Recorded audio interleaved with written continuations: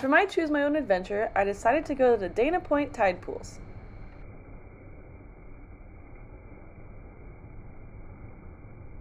Although the black turban snail did not do much when I was there, I did notice that it was up far away in the upper intertidal rather than the lower intertidal where it was exposed to waves.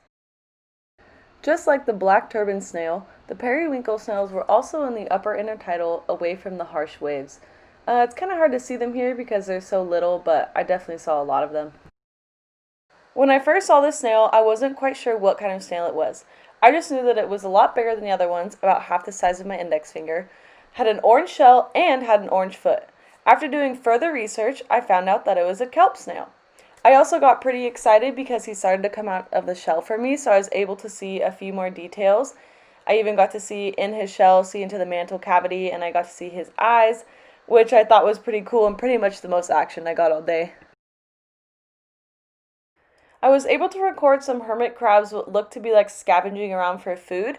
I also noticed that this big crab looked like it was trying to maybe fight off the little crab to claim its territory. Wasn't quite sure what was going on, but it was still pretty cool to see them moving around and doing what they do.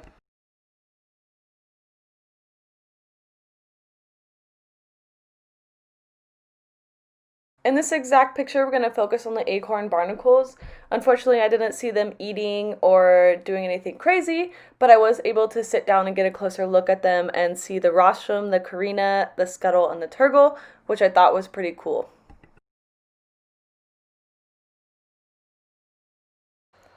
And in this picture, we can see the pink volcano barnacle. The only thing I was really able to observe about them was their massive size compared to the acorn barnacles, which are shown in the upper left-hand corner.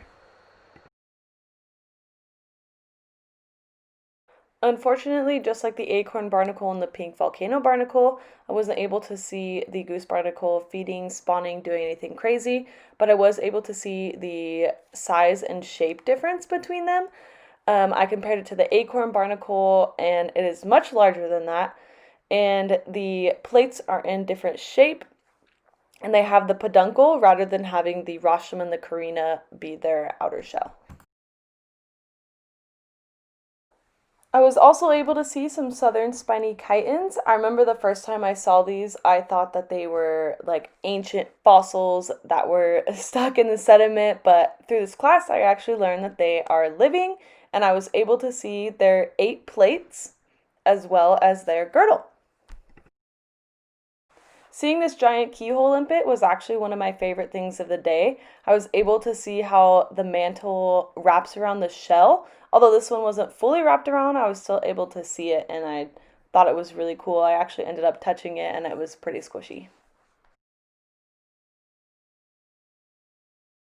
I noticed that the location that I saw these California blue mussels was definitely the more wave exposed areas. The upper intertidal and the areas that didn't really get that many waves didn't really have any mussels at all, and if they did, they were maybe like little baby mussels. So I did find that really interesting. At these tide pools, I saw lots of different types of anemones.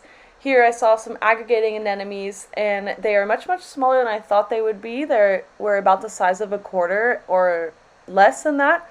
And I actually used to think that small anemones would just soon grow up into big anemones, but from taking this class, I learned that there are different ones, and the next ones that I saw were sunflower anemones.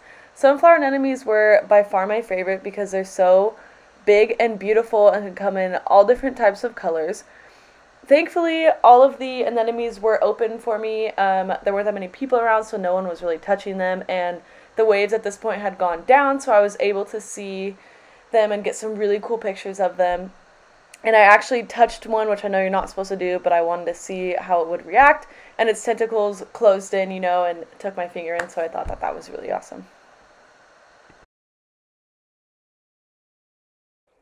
Although this wasn't a living invertebrate, I did find this really cool lobster molt that I thought would be awesome to put in my video. And those were all the invertebrates that I got to see on my adventure, but at the end of the day, I also found this really cool cave.